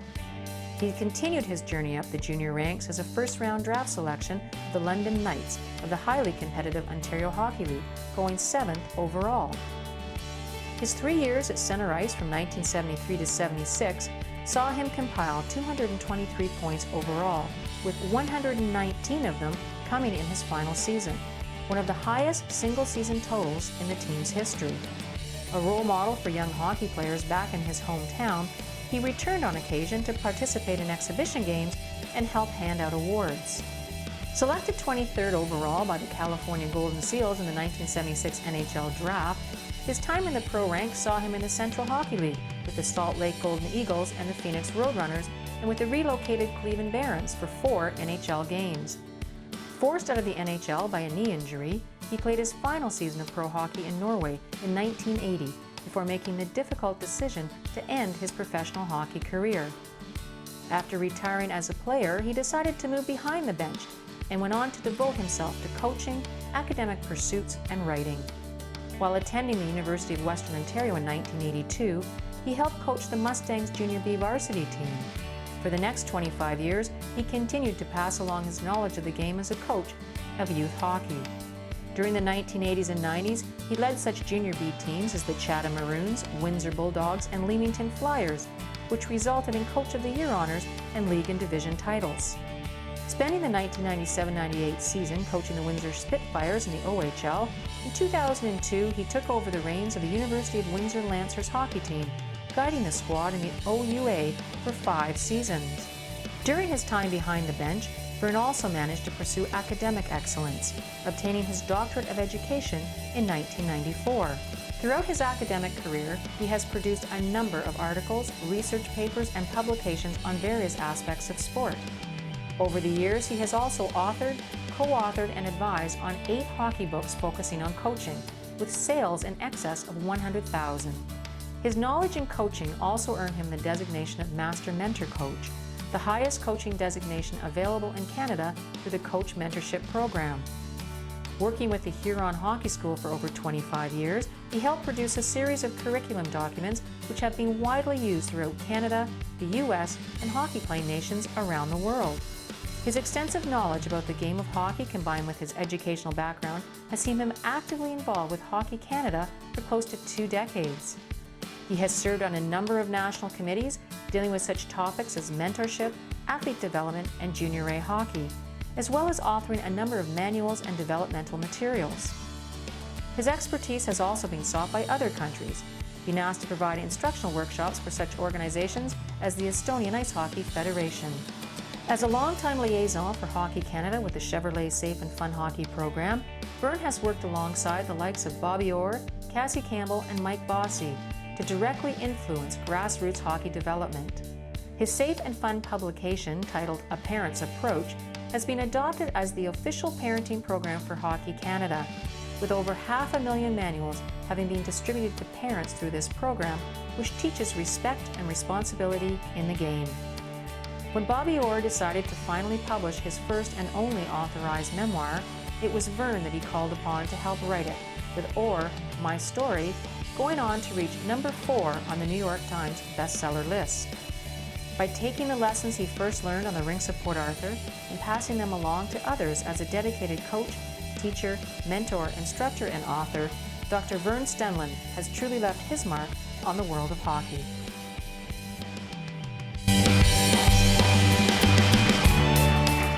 Ladies and gentlemen, please welcome into the Northwestern Ontario Sports Hall of Fame, Dr. Vern Stenlund.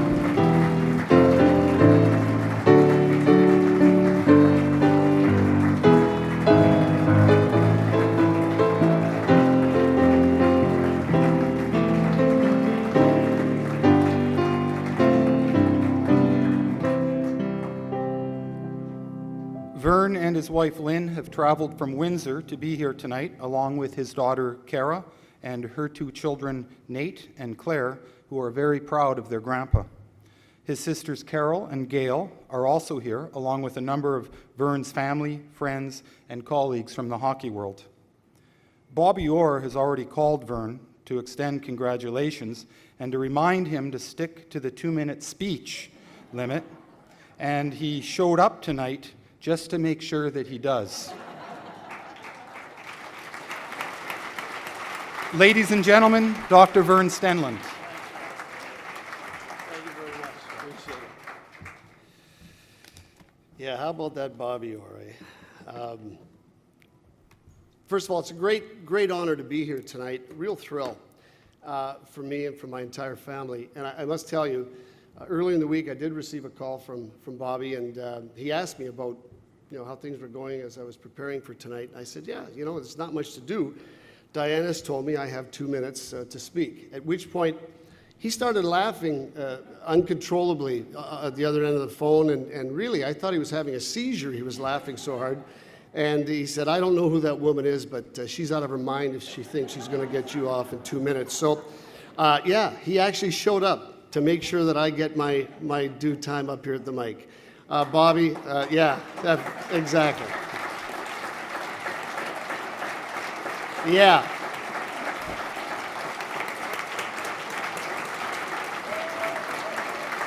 Attaboy.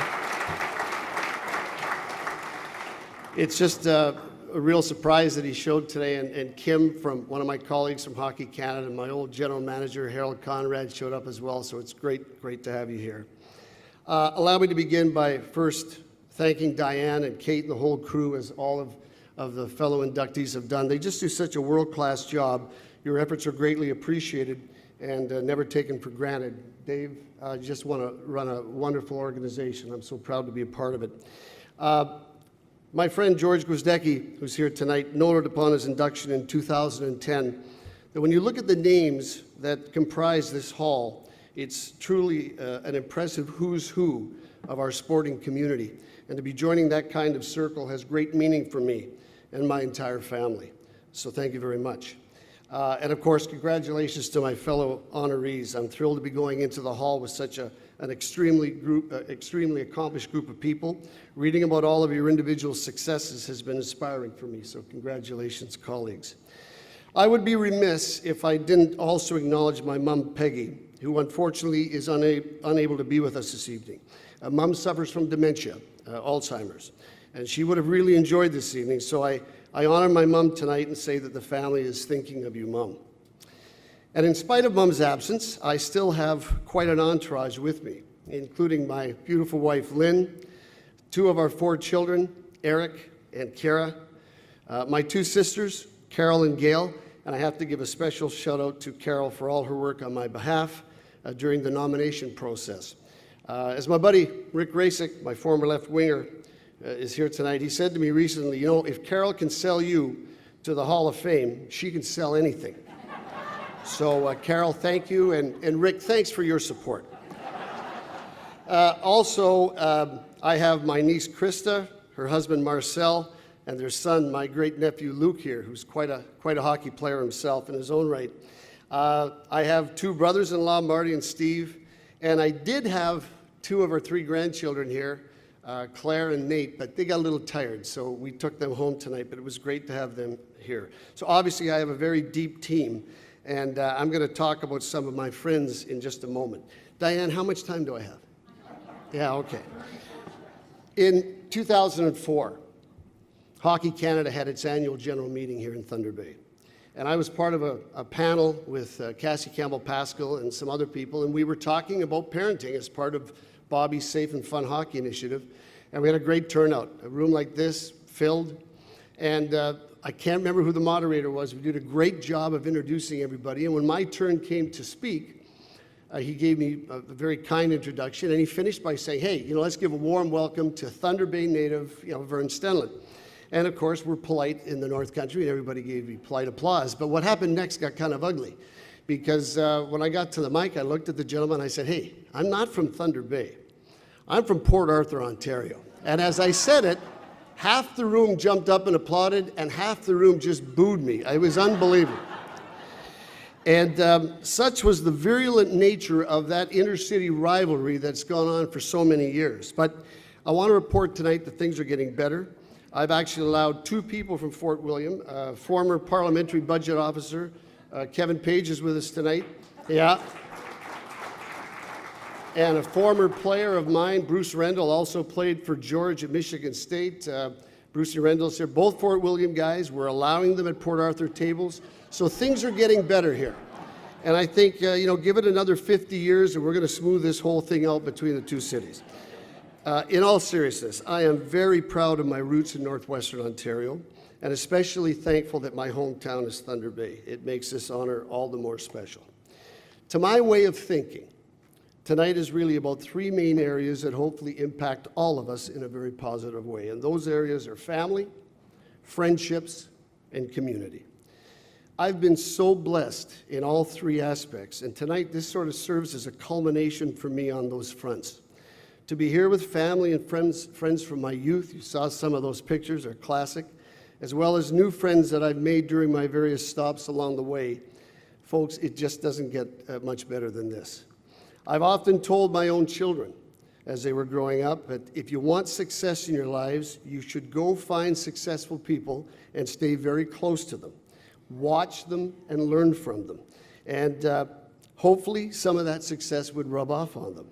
And when you see who's with me here tonight, you have to admit that I followed my own advice through all these years. Because my posse includes the following: a group of influential women, wives, mothers, and now some grandmothers who've set the table for success in their families.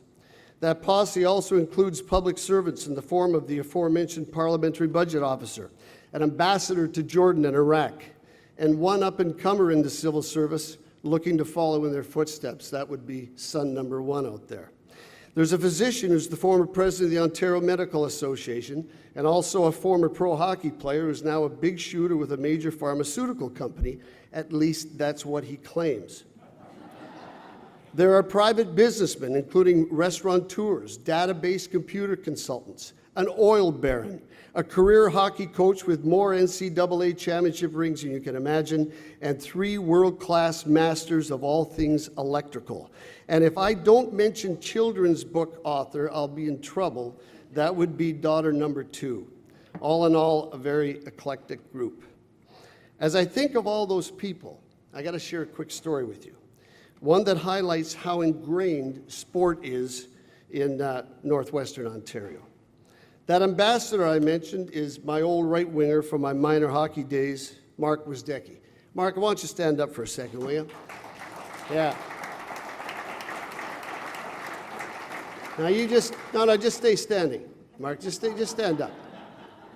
Now, something, listen, Mark was the Wisdecki name is so famous in this part of the country. Dr. George Gwizdecki, also an honored member here, and we all knew him as Doc. And, Mark is one of Doc's boys. And something you may know that he's part of the Gwizdecki clan, but something you may not know is that Mark Gwizdecki is part of a team that won a Nobel Peace Prize in 2005. We have a Nobel Peace Prize winner in the room tonight, and that is pretty cool.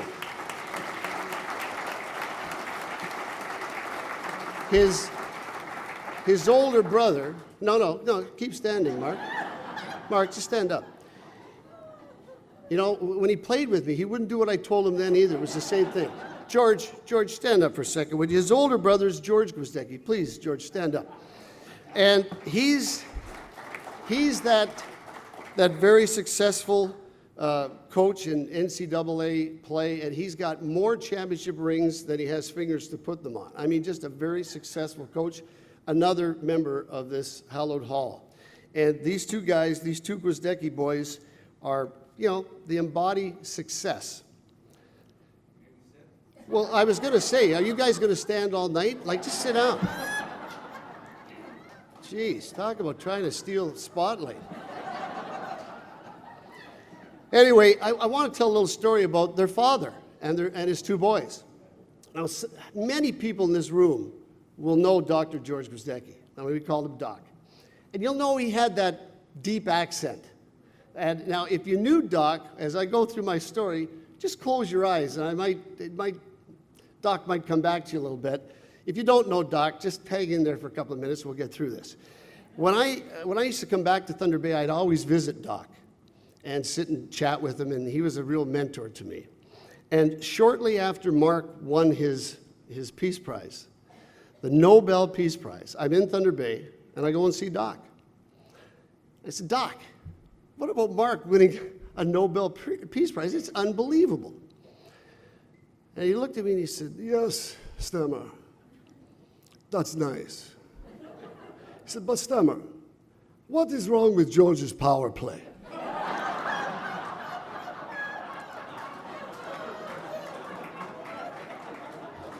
He said, Stemmer, they're at 8%. You can't win at 8% on the power play. I said, gee, Doc, I don't know what's wrong with his power play, but I do know one thing. Mark just won the Nobel bloody Peace Prize. What do you think about that? And he looked out the window and he went, yes. Stemmer, I think he should go with 4 forwards and 1 defenseman. What do you think? No respect, Mark? No respect. His response really illustrates 2 key points. First, it shows you just how ingrained sport is in this whole community. And second, it tells you how little we value the Nobel Peace Prize in Northern Ontario.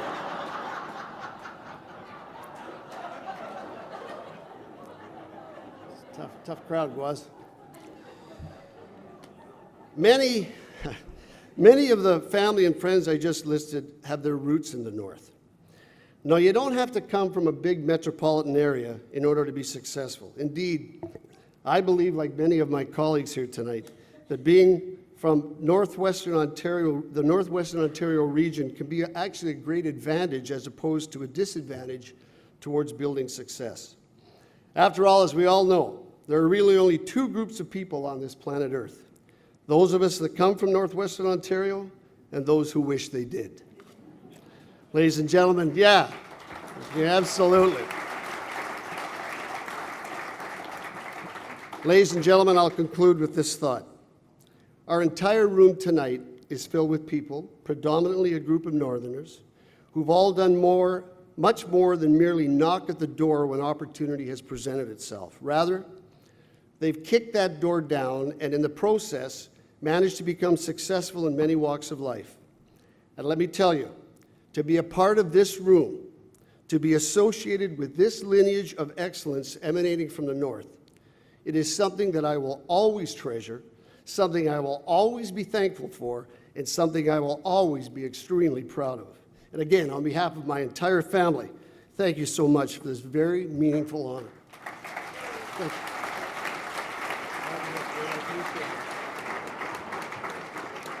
As we have seen tonight, All of our 2015 inductees have contributed greatly to the sports history of our region.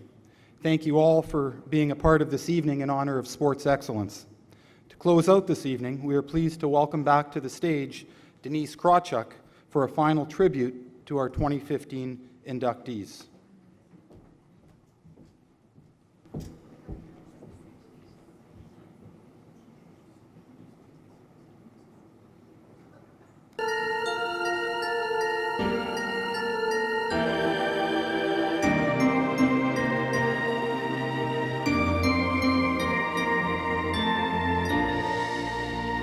Each day I live, I want to be a day to give the best of me.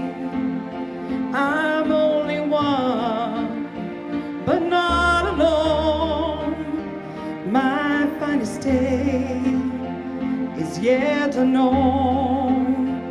I broke my heart for every game. Taste the sweet, I face the pain, I rise and fall, yet through it all, this much remains. I want one moment in time, when I'm more than I thought I could be, when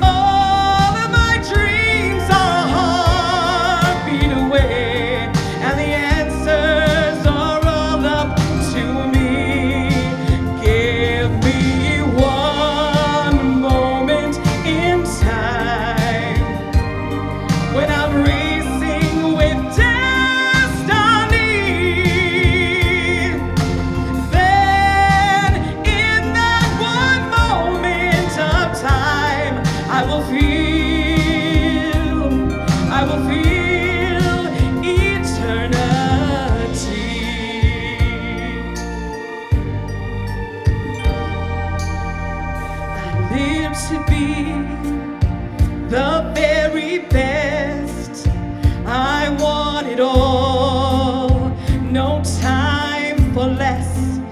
I've laid the plans, now leave the chance here in my hands.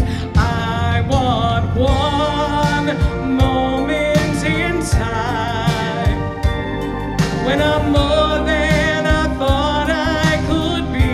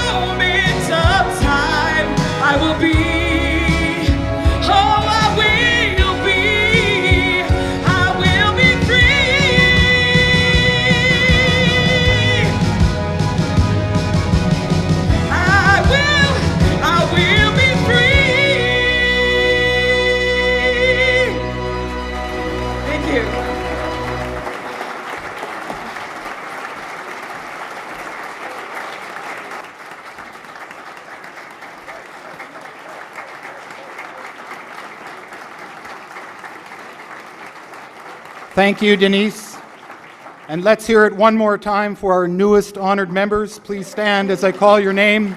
Debbie Clarke Zemba, Sean Crooks, Bill Keenan, Chris Lindberg, the late Jim Mauro, Dr. Vern Stenlund. Congratulations once again to our 2015 inductees. Please feel free to come forward to the stage to offer your personal congratulations to our newest Hall of Famers. Good night, everyone. See you next year.